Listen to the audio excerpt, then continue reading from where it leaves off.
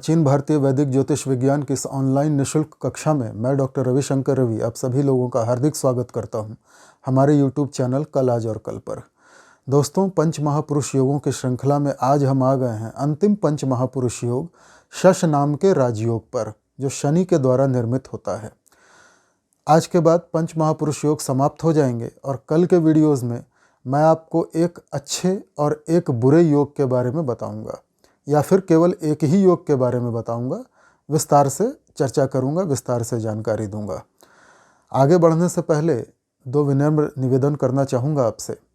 यदि आपने अब तक हमारे चैनल को लाइक और सब्सक्राइब नहीं किया है तो कृपया अब कर लीजिए। यदि आपने अब तक हमारे चैनल को अपने सोशल मीडिया अकाउंट्स पर शेयर नहीं किया है तो कृपया अब कर दीजिए। यदि आपने अब तक बेल आइकॉन के बटन को प्रेस नहीं किया है, ऑल का ऑप्शन नहीं टच किया है तो कृपया अब कर लीजिए। और यदि आपने अब तक हमारे चैनल के बारे में अपने दोस्तों रिश्तेदारों को नहीं बताया है तो कृपया अब बता दीजिए। ये अत्यंत महत्वपूर्ण श्रृंखला हमने प्रारंभ की है। मैं चाहता हूँ कि हर व्यक्ति हमारे वीडियोज़ को देख करके अपनी जन्म पत्रिका में इन योगों की तलाश करे।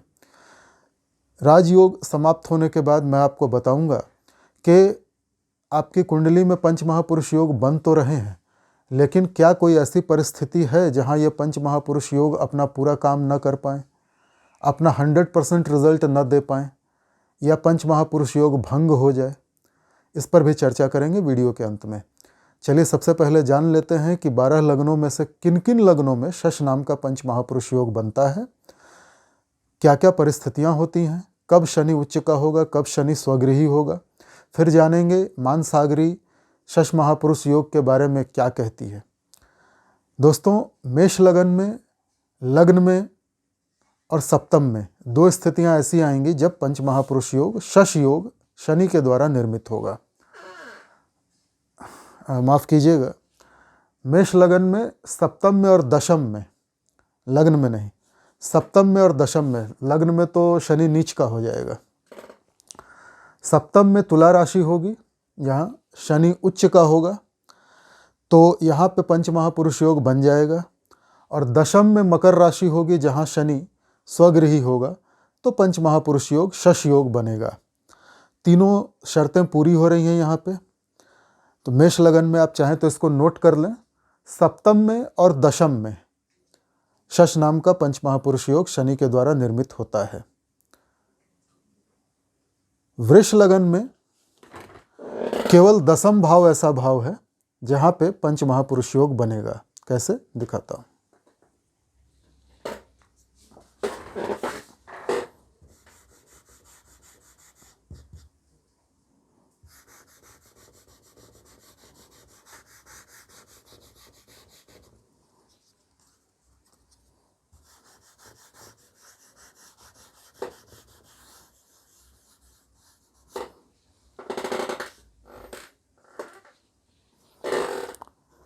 लग्न वृष होगा, 2, 1, 12, 11। यहाँ पे आएगी कुंभ राशि, और यदि यहाँ शनि बैठा हो तो अपने घर का हो गया, पंच महापुरुष योग शश योग बन गया। इसी प्रकार से कर्क लगन में, मिथुन लगन में शश योग नहीं बनता है, कर्क लगन में बनता है। कर्क लगन में कहाँ बनेगा,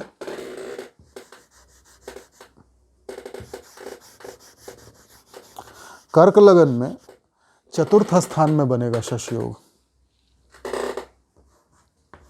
4, 5, 6, 7 यहाँ पे शनि यदि बैठेगा तुला राशि में उच्च का हो जाएगा।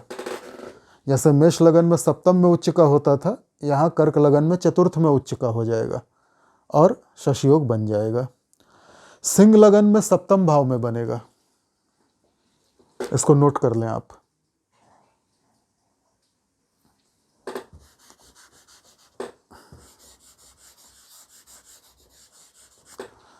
लग्न होगा सिंह,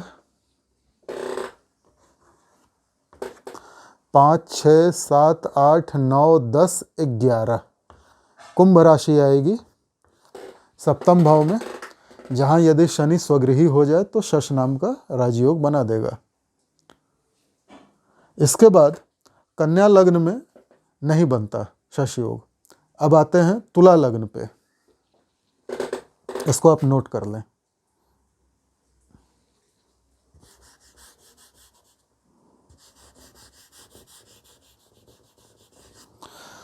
तुला लग्न में बनेगा शश योग और चतुर्थ में बनेगा। तुला लग्न है 7, 8, 9, 10। अब यदि शनि लग्न में यहाँ विराजमान हो जाए या फिर दशम चतुर्थ स्थान में यहाँ विराजमान हो जाए मकर राशि में, तो बन गया शश योग। यहाँ शनि उच्च का हो गया, यहाँ स्वगृही हो गया। इसको भी नोट कर लीजिए।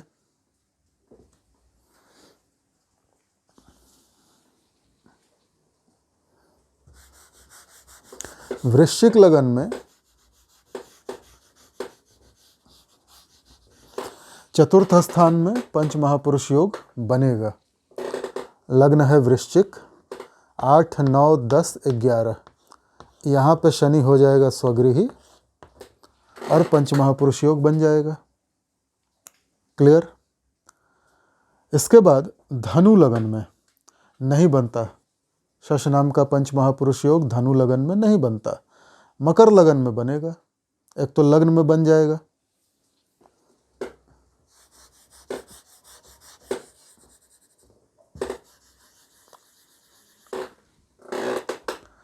और एक दशम में बन जाएगा। मकर लग्न है, यदि शनि यहाँ स्वयं विराजमान हो जाए 10, 9, 8 और 7, और यहाँ तुला राशि आएगी दशम में, शनि, यदि शनि यहाँ विराजमान हो जाए, लग्न में बैठकर शनि स्वगृही होगा और दशम में तुला राशि में बैठ कर शनि उच्च का हो जाएगा, तो मकर लगन में भी शश योग बन जाएगा। इसके बाद कुंभ लगन में केवल एक ही स्थिति है लग्न में, वहाँ पे शनि यदि विराजमान हो जाए तो स्वगृही होकर शश नाम का राजयोग बना देगा। इसको आप नोट कर लें।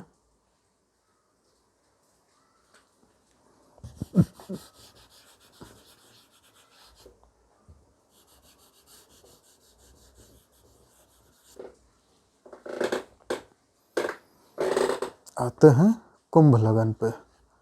यहाँ यदि शनि बैठ जाए तो हो गई तीनों शर्तें पूरी, शश राजयोग बन गया। तो 12 लग्नों में 8 लग्न ऐसे हैं जिनमें शनि के द्वारा शश नाम के राजयोग का निर्माण होता है। अब शश राजयोग जिनकी कुंडली में बनता है वो भी राजा होते हैं। वो शनि के जो कारकत्व होते हैं उन चीज़ों का व्यापार करके या उन चीज़ों का सुख उनको ज़्यादा मिलता है। जैसे अगर शनि के द्वारा कर्म में शश राजयोग बन रहा हो तो व्यक्ति पेट्रोल पंप का मालिक होगा या तेल के कुओं का मालिक होगा, पेट्रोलियम और गैस का व्यापार करेगा, उससे पैसा कमाएगा। स्क्रैप का धंधा करेगा, रेलवे स्क्रैप वगैरह का ठेकेदार होगा, कॉन्ट्रैक्टर होगा।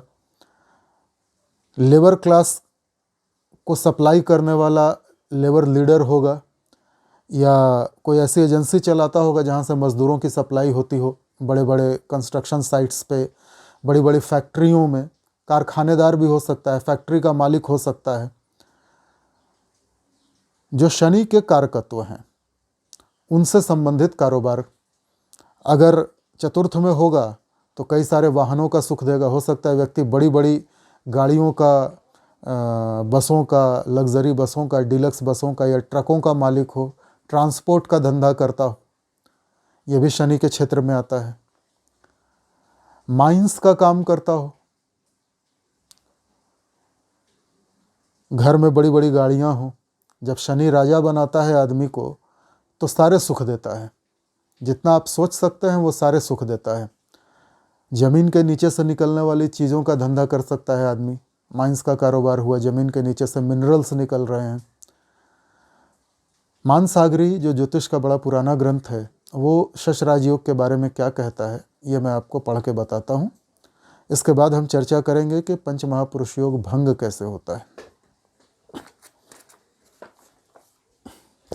ये पुस्तक है मानसागरी और इसमें शशक योग फलम, शश योग के बारे में क्या फल दिया गया है।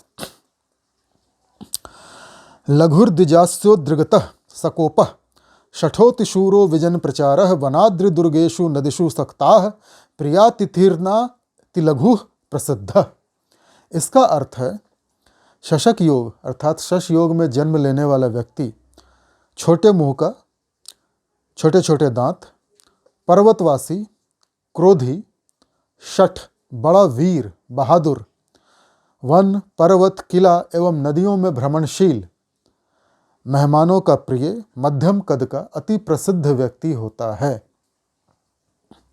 ये उसके रंग रूप, चाल ढाल के बारे में, उसकी प्रसिद्धि के बारे में बात है। अगले श्लोक में लिखा है, नाना सेना निच यनिरतो दंतुर्श्चापि किंचिद धातोर्वादे भवति कुशलंश्चलो लोल नेत्रः स्त्री संसक्तः परधन हरो मातृभक्तः सुजंको मध्ये क्षामः सुललितमाति रंध्रवेदी परेशान। इसका अर्थ है सेनाओं के समूह को इकट्ठा करने वाला, बड़े दांत वाला, धातुवाद, मेटल इंडस्ट्री। अब मेटल, जैसा मैंने लोहा कहा, स्क्रैप कहा, ये शनि के अधिकार क्षेत्र में आता है। धातुवाद में कुशल अर्थात ऐसा व्यक्ति किसी कार बनाने वाली कंपनी में, टाटा मोटर्स, महिंद्रा जैसी कंपनी में कार डिज़ाइन भी कर सकता है। मेटल्स के रिलेटेड कोई काम कर सकता है, मेटलर्जी में हो सकता है, वो मेटलर्जिकल लैब में काम कर सकता है। धातुवाद में कुशल इसीलिए कहा गया है ना। किंचित धातोर्वादे, धातुवाद में कुशल। चंचल, चपल नेत्र, स्त्री भक्त, दूसरे का धन हरने वाला, कई बार दूसरों का धन हरने वाला भी होता है। माता का भक्त, सुंदर जंघा और पतली कमर वाला, सुबुद्धिमान और दूसरे का दोष ढूंढने में दक्ष होता है, छिद्रान्वेषी होता है। अर्थात ऐसा व्यक्ति किसी की गलती को तुरंत पकड़ लेता है, पिन पॉइंट करके फाइंड आउट कर लेता है कि कहाँ मिस्टेक हो रही है। ये एक अच्छी क्वालिटी है, मिस्टेक को पकड़ना फिर उसको सुधार करना, अच्छे गुण हुए ना।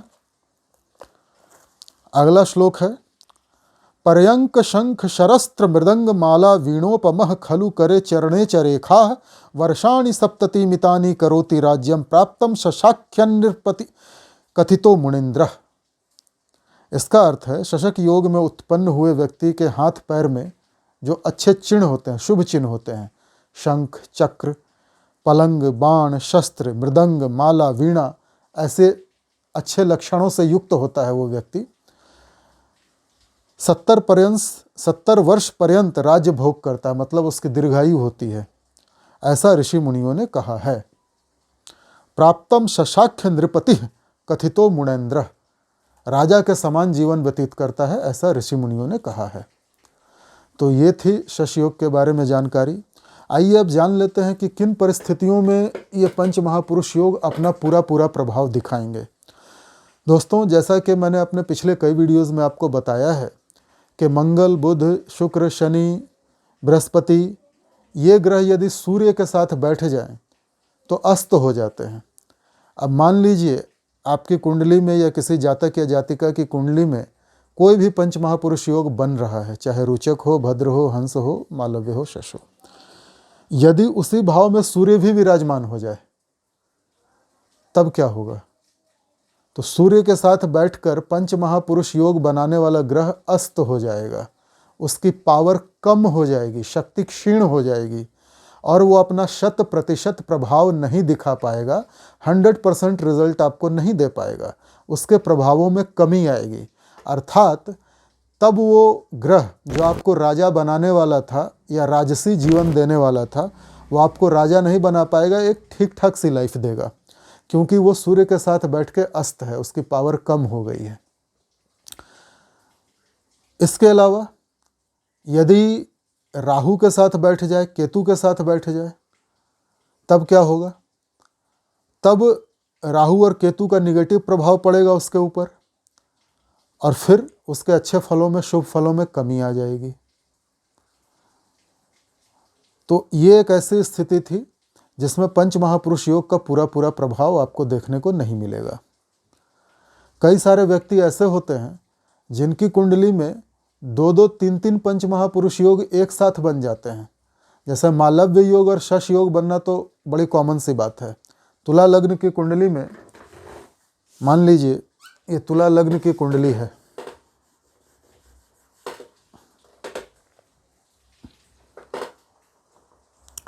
लग्न है तुला। यहाँ यदि शनि उच्च का होकर बैठा तो शश नाम का राजयोग बनाया। अब यदि इसी घर में शुक्र भी विराजमान हो जाए स्वगृही होके, ये देखिए,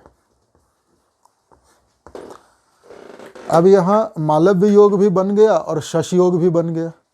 दो दो पंच महापुरुष योग एक साथ बन गए। शुक्र स्वगृही है और शनि उच्च का है। तो सोचिए, ऐसा व्यक्ति राजाओं का भी राजा होगा। उसके जीवन में किस बात की कमी होगी? शरीर स्वस्थ होगा, बॉडी अच्छी होगी, सप्तम की दृष्टि पड़ रही है, विवाह से धन आएगा, पति या पत्नी जो होगा वो उच्च कुल का होगा, अच्छा होगा। तो ऐसी स्थितियां भी आती हैं। कई बार ऐसा होता है कि पंच महापुरुष योग के साथ कोई दूसरा अच्छा राजयोग भी बन जाता है और कई बार कई दुर्योग भी बन जाते हैं। जैसे मान लीजिए कर्क लगन की कुंडली है। कर्क लगन की कुंडली में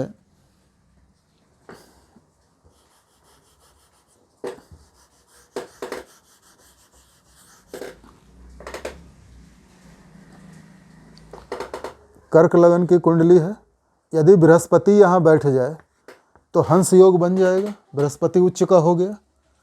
साथ में चंद्रमा भी बैठ जाए स्वगृही होकर के यहीं पे,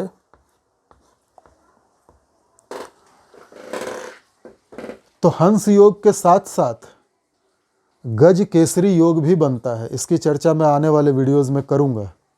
ये एक और राजयोग है, गज केसरी योग। तो दो दो राजयोग बन गए एक ही कुंडली में, एक ही स्थान में।